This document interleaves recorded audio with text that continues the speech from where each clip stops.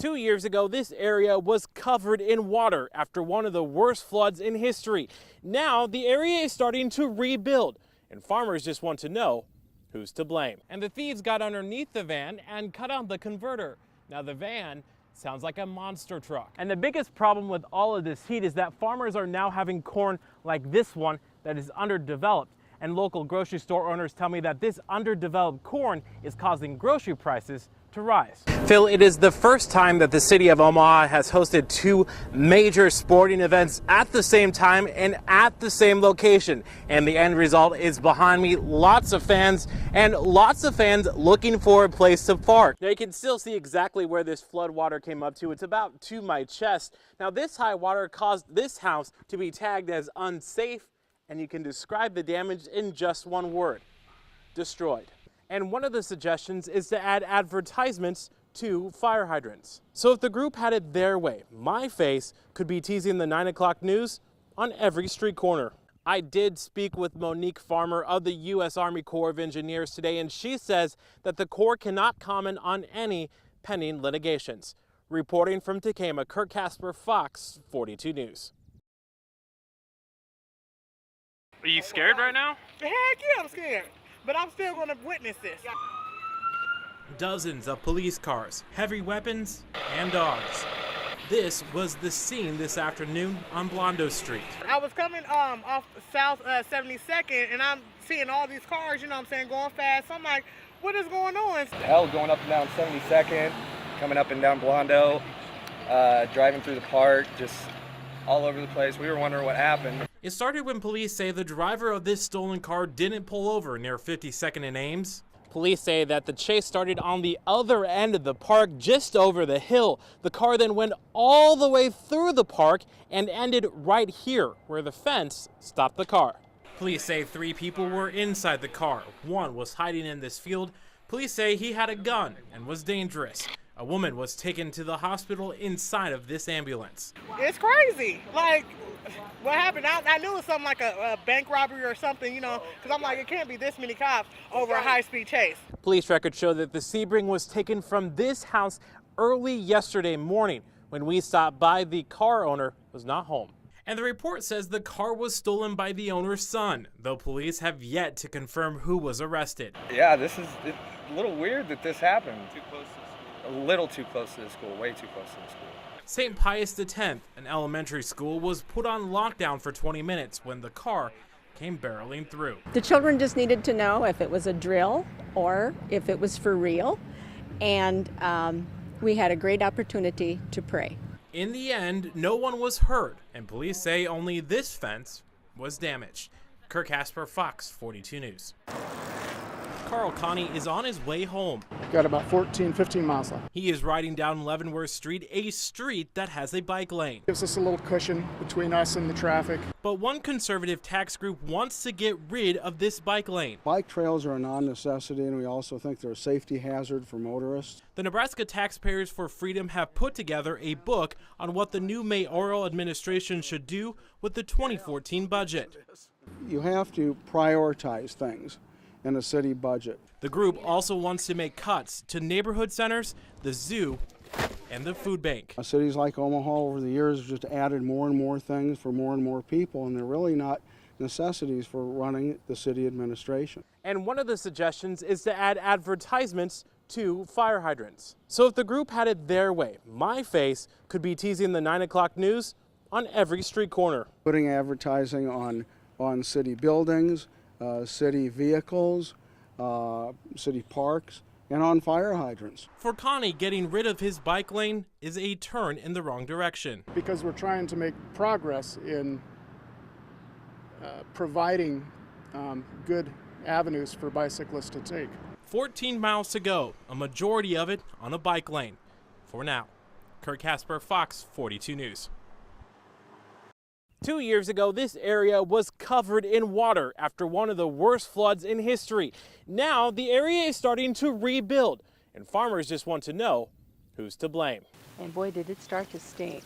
The Lydics farmland is starting to come back. This year's corn crop has already started to sprout, a different image than 2 years ago. It's never really left us. You can still see damage, and as time goes by, you can see more damage because more trees die now. And 2 years ago, heavy flooding created this creek. Still today, the creek remains. it's like a real slow death. And this area used to be a boat landing site. It too destroyed by the flood. The habitat and the trees are dead. And, you know, I'm 60 years old. I'm never going to see that look like that again. The Lidex lost over $300,000 to the flood. Some farmers along the Missouri lost even more. That is why they have teamed up with lawyers from Missouri to sue the government. They could have been releasing water out of the dams earlier on, and they didn't. And the buildup got so high, then they had no choice but to turn it loose, and it came then. The lawsuit will be using a December 2012 ruling by the Supreme Court, which states land taken by government-induced flooding will be owed back to the property owner. I think, and a lot of people think, they did make the big mistake, and I would like to see them have to answer for that. Even though the area is rebuilding and the farmland is starting to grow back, the damage still remains. You never forget knowing that somebody came in and just let you practically float away. I did speak with Monique Farmer of the U.S. Army Corps of Engineers today, and she says that the Corps cannot comment on any pending litigations. Reporting from Tekamah, Curt Casper, Fox 42 News. It looks like a war zone. Trees down, glass broken, houses left in ruin, and items scattered all across Dogbite Lane. But when we saw what others were going through, it's hard for me to believe that this could happen.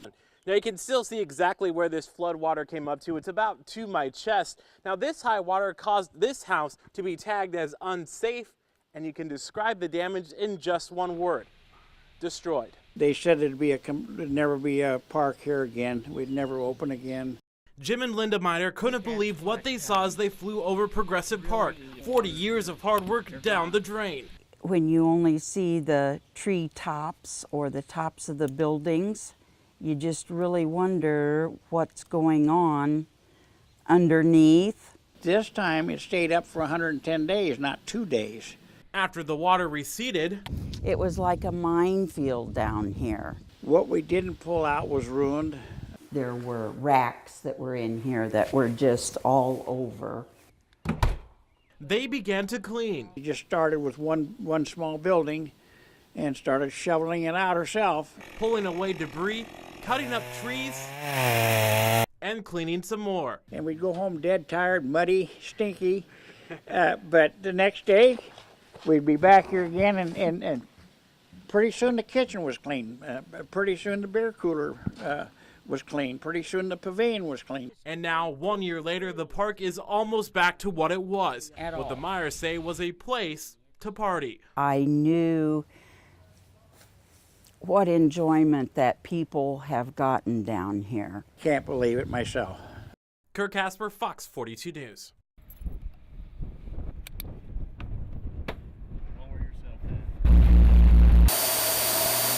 Seconds after taking off, we're hanging upside down more than 1,000 feet in the air. We're just 10 feet away from another plane at this point. Oh my, we are just below them. And here we go, straight up in the air and dropping right back down. I'm gonna kick a little left rudder, a little right forward stick. At least 8 G's pushing against my body. Pilots like Lieutenant Colonel John Clatt go through all of this in under 10 minutes. It's part of this weekend's air show at Coffin Air Force Base. I tell you what, it's fun for us to be a part of the air show. You got to experience the fun part. Clatt has been up in the air scaring first-time flyers, like me, for years. His obsession with flying started at a show, just like the one you'll see this weekend. I looked up at the skies and was enamored with airplanes. I kind of call it a circus because that's kind of what it is. A loud circus. Well, basically it's afterburner explosions, and you're going to feel the ground shake like it's an earthquake, and you're going to feel it hitting you in the chest. The jet truck goes 300 plus miles an hour. The plane flies right over him. The crowd just goes nuts. I mean, they rush towards the fence so they can see what's going on. Meanwhile, we're still up in the air, and here comes another loop. Being able to share the gift of flight with the people on the ground that are enthralled with it. And really, I still get enthralled with it. safe, and now back on land. That's it. That's it. It's going to give us a good solid 6. I wouldn't expect to put anybody through that on their first day. Curt Casper, Fox 42 News.